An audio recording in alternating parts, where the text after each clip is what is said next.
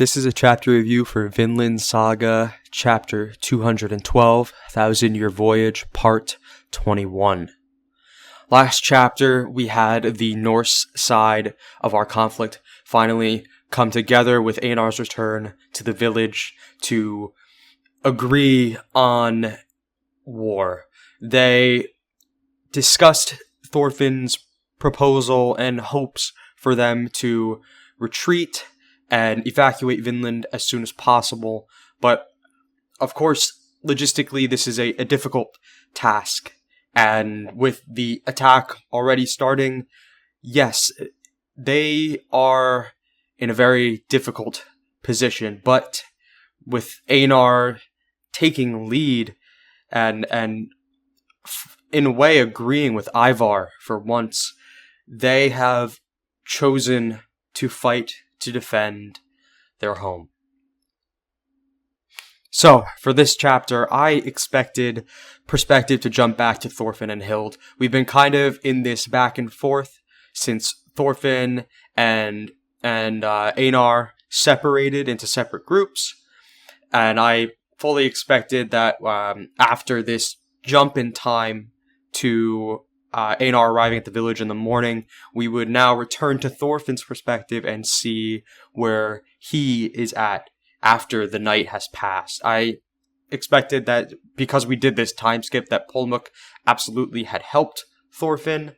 If he had made a different decision, Yukimura would certainly show that, and I highly doubt that he would off-screen that or rewind time to show it. So I thought it was pretty safe to say that Polmuk had helped Thorfinn, and then that we would start this chapter seeing that. I specifically expected Polmuk to take Thorfinn back to the Gitby camp in order to hide him and have him treated, but specifically I hope to see Mqwa there as well. With his role as the tribe's healer, it would make him the logical person Polmuk would go to treat Thorfinn. And I thought, this would make sense logically as well with the start of this conflict and Mqwa essentially being cast aside by the warriors and told he has no place making decisions anymore as a shaman. They no longer have a need for him. I could see him, not sticking with the main group, and if found by Polmuk, could be brought back. But the reason I want this to happen is because I saw a lot of potential in having these two characters talk again, Thorfinn and Mqwa. With the war quickly spiraling out of Mqwa's control, and him seeing Thorfinn's willingness to leave, these are two factors that would greatly change how he would interact now. So having them finally be able to talk in a lower tension environment, it's certainly not low tension. War is happening, but it's this environment where Thorfinn is vulnerable and clearly not a direct threat to Mqwa. It's the perfect chance for him to consider the role he played in these events. This could all make for a very strong emotional peak for his character, where he realizes the destruction he's brought on, not only to the Norse, but his own people. Still, despite all of this, I felt that Polmuk's feelings on the disease will make him agree with Thorfinn's decision to leave either way. He wouldn't want to fight to get the Norse to stay. And that would still bring him into conflict with the Norse that are currently following Einar's lead. So, starting the read-through, immediately we can see here we're not jumping to Thorfinn's perspective just yet. The flames of plunder blaze. We begin the chapter with the main new force pillaging Arnade's village. One warrior runs out of a burning house carrying items he pillaged, yelling at the other who set the home on fire while he was still inside. The other warrior, confused, says that the Puin told them to burn the houses. The first warrior calls him too honest, saying there is all sorts of great stuff still inside. Immediately, we are seeing how loose this alliance of tribes is, some trusting in Mqwa's judgment, others eager to get their payment through plunder here, all ultimately looking out for themselves. Mqwa approaches the pillaging warriors and warns them about the Norse belongings carrying the plague, that all of it must be burned. A warrior echoes Mqwa's words to him once more, telling him that this is no longer his place to speak, that from here on out, it is war. If it wasn't already clear to Mqwa from how the night's meeting went, he now clearly sees that he has started a war that is no longer under his control. At the fort, the villagers pull new logs up to block the gate in preparation for the coming attack, as Mqwa and the other warriors accompanying him watch from afar. In equal parts awe and confusion, they comment on how the Norse have closed themselves behind the wooden wall. The warriors' confused comment about how shutting up in there is not a real battle highlights a key distinction between these two cultures, one focused on nomadic movements and another focused on cultivation of a single location. Considering how the Ulnu create camps with the intent of easy mobility, fortification to this extent would be a first in their wars. They aren't wrong in the assessment of this being how the Norse fight, though. After all, the very first chapter of the manga depicts a fort siege much like this, albeit with our main characters on the attacking side rather than defending. It might be very fitting if the final battle of this story reflects the first. Mqwa believes the Norse are buying time until they can escape on their boats, taking all of their tools and valuables with them. Despite being fully aware of Thorfinn's intent to leave peacefully, Mqwa simply wants to get his hands on the sword and other metal tools, and no attempt at reason would dissuade him from doing just that. However, what he may not understand is that, just like the Ulnu tribes, the Norse are not all on the same page. Despite Thorfinn's proclamation, there are Norse people who intend to resist, with no desire to flee, and he may not be prepared for that. But calling out to Mqwa, Gawyi approaches with his tribe. Mqwa comments on Gawyi not showing up to the meeting that night and asks what he was doing, but Gawyi, prepared with an excuse, says he hunted a deer and presents one as food for everyone.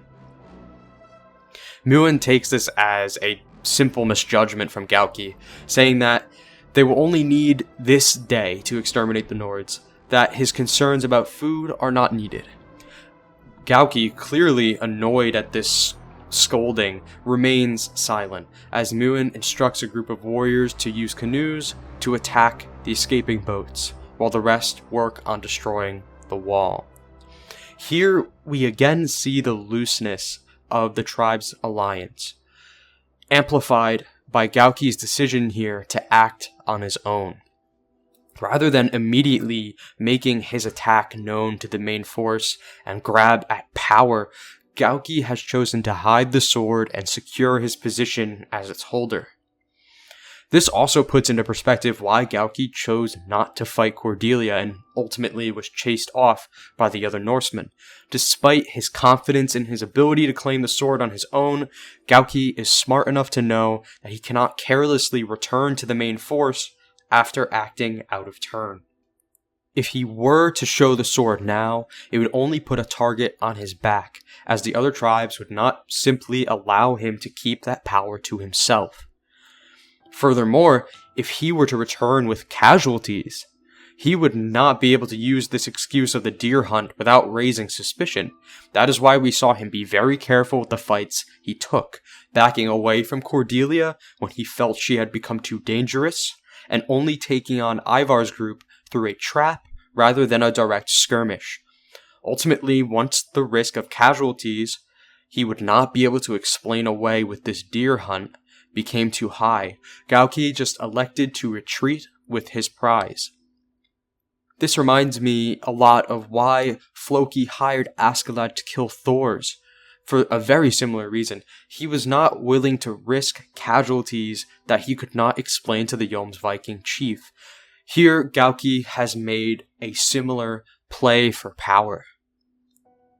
In the fort, we see Vargar moving women and children onto the ships for the first round of evacuations. Like we said in the last chapter, it would take up to 3 trips, each taking, I believe, a day to evacuate everyone.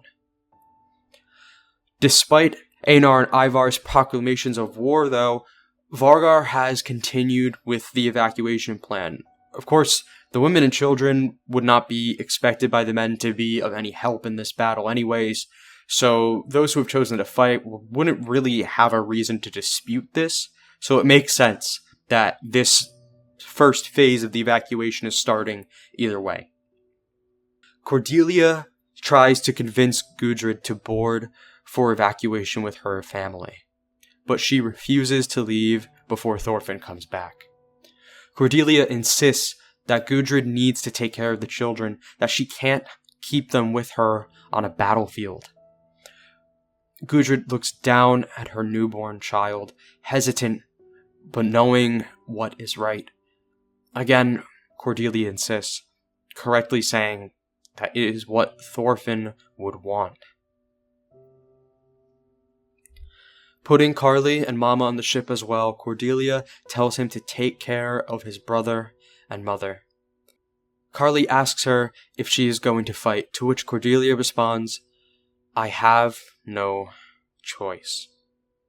Sadly, despite the person she wishes to be, how she wishes to live, Cordelia sends the women away and subjects herself to the role expected of the men, believing that the new her has an obligation to protect everyone with her strength as her mother did for her. The evacuation boats pull away, Karli waving to Cordelia as she waves back from the dock. Karli thinks on her parting words, no choice. Despite what his father has taught him, was there truly no choice? Is there truly no choice? Now, I have been pushing for more focus on Gudrid and Karli as we go into the story's climax. I think there's a lot of potential for them, and a lot of potential for them being shown even here already. So I really hope Yukimura is not going to shelve them until the end by sending them away now. But they won't be getting away yet though, because just as instructed, the new warriors intercept from the bay with canoes. Vargar commands the sailors to raise the sails and break through with the tailwind, telling the women to keep their heads down to protect from arrows. The ship collides with the canoe as Vargar pushes the attackers with an oar, a Olnu spear raised dangerously close to him. Outside the wall, the main Olnu force charges to destroy it. Atop the wall, the Norse fire down arrows. At least 2 Olnu warriors already lay dead on the ground below. The warriors attack using these bundles of small sticks as a means of spreading fire to the wall, building up a large pile before igniting it with a torch. The Norse attempt to put the fire out with water, with Bug Eyes handing a bucket up to a man named Gunther, but he is quickly struck by an arrow to his eye after bringing his head up to dump it. We see that even Einar is up on the wall, armed with a bow and arrow. He calls out to everyone to not waste arrows and only shoot when they draw near. And this is an important reminder that despite bringing some bows and arrows for hunting, or maybe even crafting some of these here in Vinland, they are absolutely not well armed with efficient tools of war here. Sturk calls up to him, saying that he should just take care of the fire, that he can ignore the Olnu for now.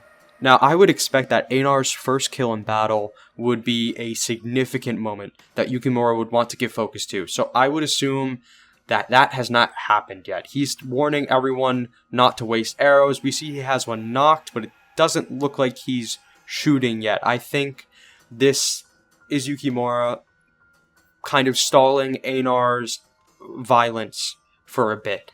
He is waiting for them to draw closer. I don't think he's taken a life just yet.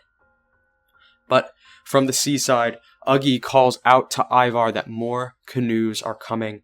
10 bowmen rush to defend. As arrows are flying above him, Ivar just sits in awful condition from his wounds. He says that they need to hold out as much as possible, that the Onu are weak from their illness, and that they will just die on their own. Ironically, though, as he says this, he is clearly in much worse physical condition than any of their attackers. Sturk says that it's not a bad strategy, though, since they have no chance of winning through battle. Uggi asks how many days they can hold for, and Sturk isn't sure, but Ivar simply says, however many until victory, because if they don't win, their friends will not be able to rest in peace. For Gnglati, Ivar is prepared to hold out as long as he must, but Sturk remains silent, likely being smart enough to know their chances are not very high. Back on the Onu side, Mqwa watches the siege from afar. He is approached by Nisquaji, him seeing her for the first time since the chaos of that night's meeting. He comments that he heard Thorfinn escaped, and he asks her if he's inside the wall. Niska honestly answers him that she does not know, but that Bug-Eyes and Einar had arrived safely. He reflects on that night, regretting that the truce they agreed on came to nothing. He does not take accountability for this, though, telling her that the chance of removing them without bloodshed was just unfortunately 1 in a million. He also comments on how building the wall was a miscalculation, that because of this, he is afraid the war will just continue to drag out. Niska pauses before asking, "We who saw the future, do you think we can really change it?" Mqwa remains silent, and Niska restates herself. "Can we really create a better future through war?"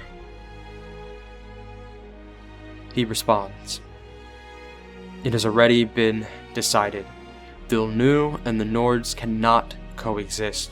We must drive them out or perish."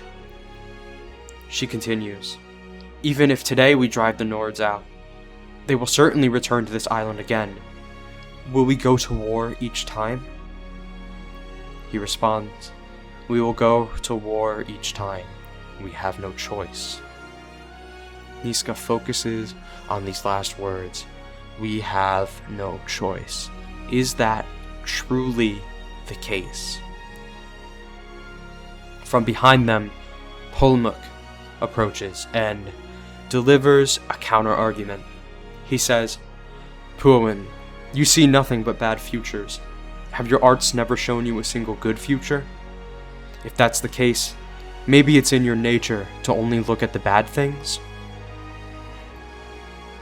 He tells Mqwa that he gave Thorfinn shelter, and says that they should go to him together, asking that he, their tribe's healer, treat Thorfinn's wounds.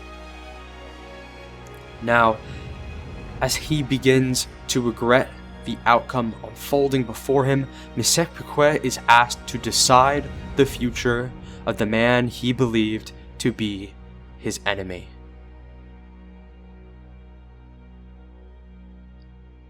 And that is the end of the chapter. This chapter fit really well as a means of covering the current thoughts of multiple characters on both sides of the conflict, setting the stage for all the central players in this battle.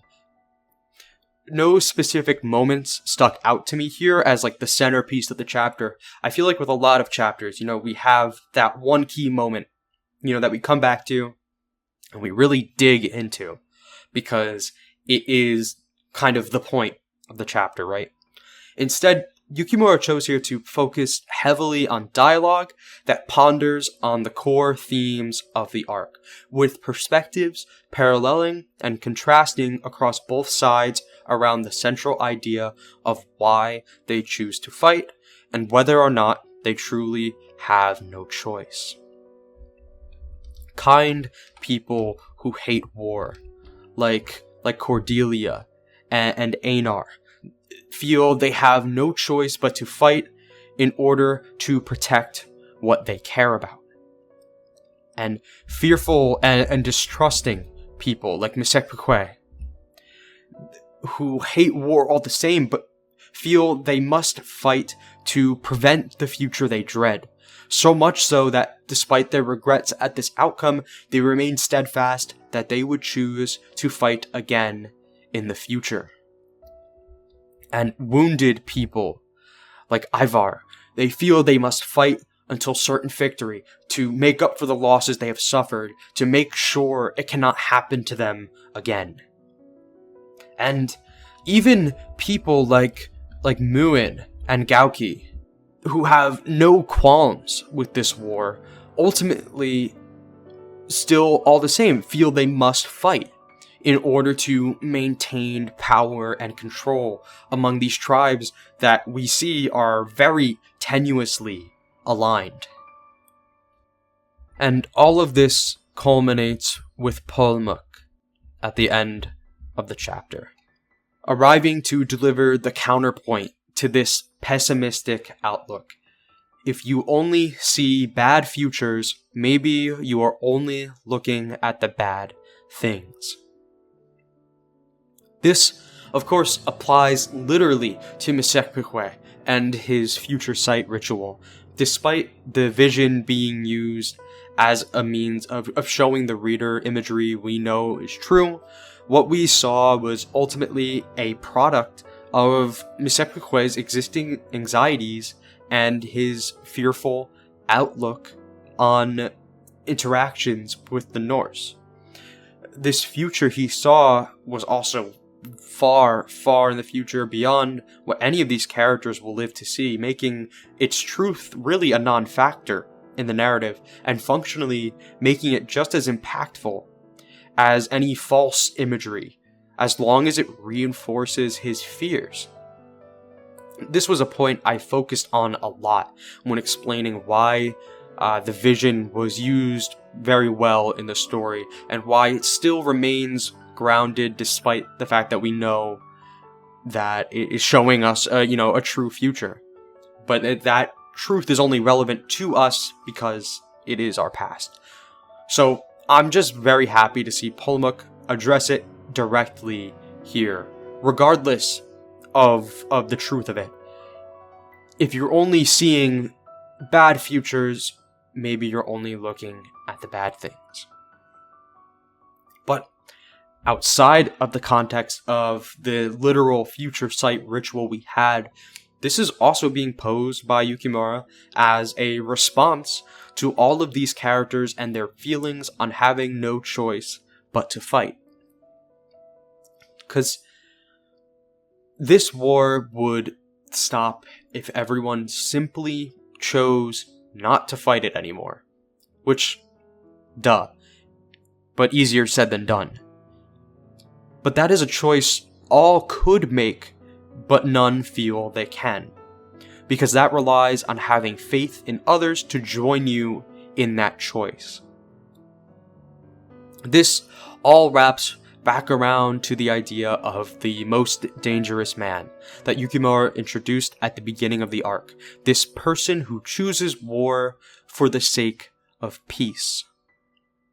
In that chapter, Thorfinn prayed there were no warriors like that on this island, and here we see that the most dangerous person is the person who, through their own outlook, feels they have no choice to begin with, and in turn contributes to that same response in others.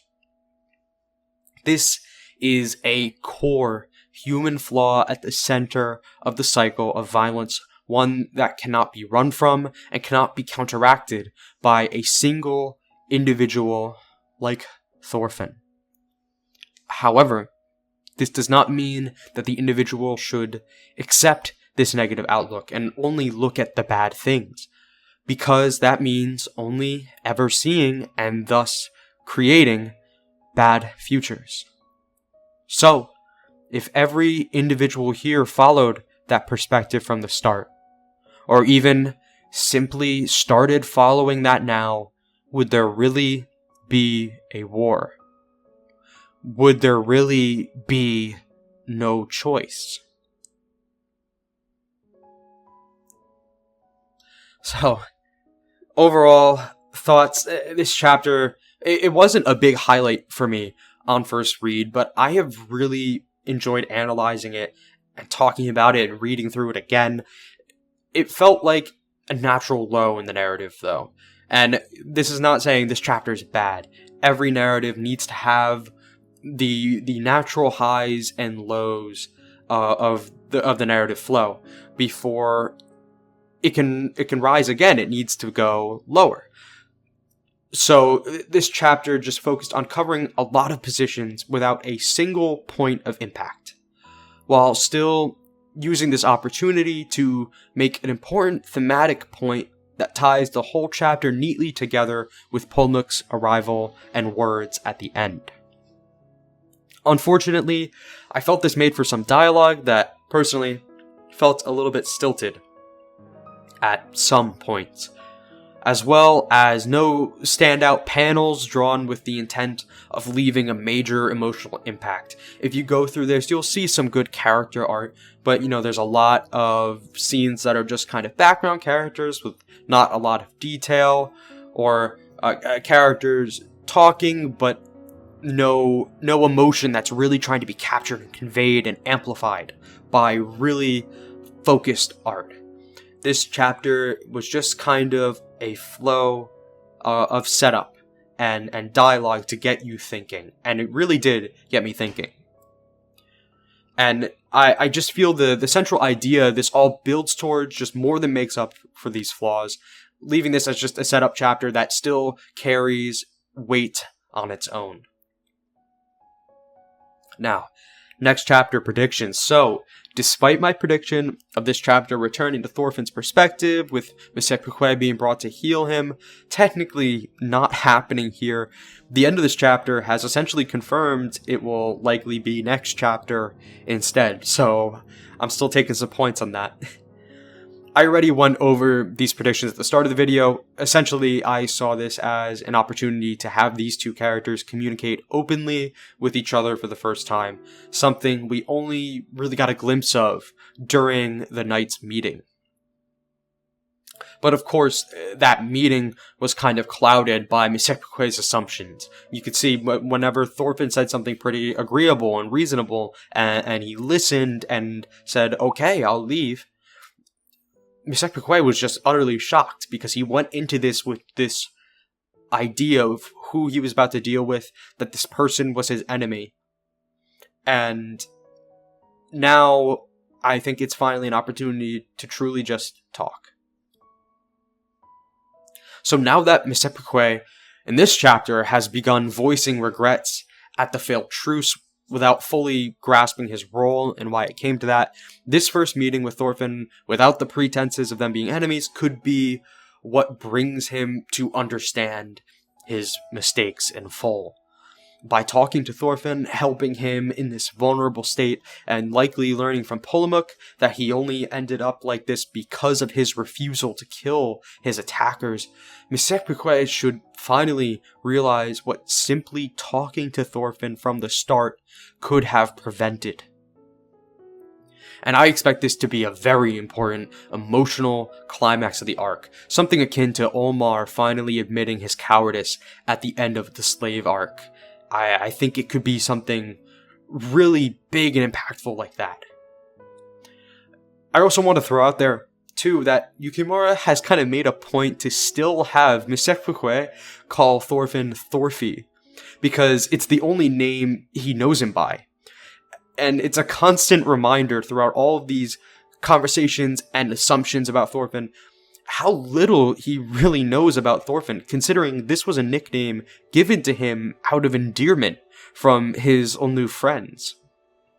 And I think there will be a moment next chapter where he learns this fact and realizes the irony and the shame in that. Also, Hild's decision to assassinate Mqwa has not had any major impact yet on the story, and if you've been watching my reviews, I was definitely gunning at this one, at this decision from Hild being a very impactful mistake. But that hasn't really happened yet, and she is here, though, with Thorfinn. Now, I don't think she will suddenly decide to kill Mqwa here. It wouldn't achieve anything. She's way smarter than that. But I would like to see Yukimura address it here. At the very least, I would like her to reflect on it while watching Thorfinn be treated by him, maybe considering how his death would have likely left Thorfinn without help here. At this point, I don't really know what Yukimura could do with it. It could have been an idea that he maybe pivoted away from because he thought of something better, or it may have simply been a means of adding tension to that encounter of the tribal meeting and amplifying the surprise of Thorfinn's decision to simply leave. Regardless, I imagine that by the end of next chapter, Thorfinn will be weakly back on his feet, certainly not in fighting condition, but not at death's door. And Mqwa and himself will both finally be on the same page, hoping they can stop the bloodshed, still looking for that other choice to prevent further war, despite the hellish mess that has been created now. But we will have to wait and see. Of course, the next time the battle at Arnite's village intensifies, of course, we may still see some of the war alongside Thorfinn and Mqwa, or maybe we will skip past it. But not skip past it, rather. Maybe we will kind of go back and forth, or see it later.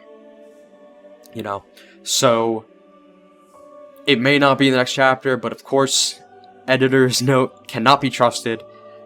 We've learned that lesson before.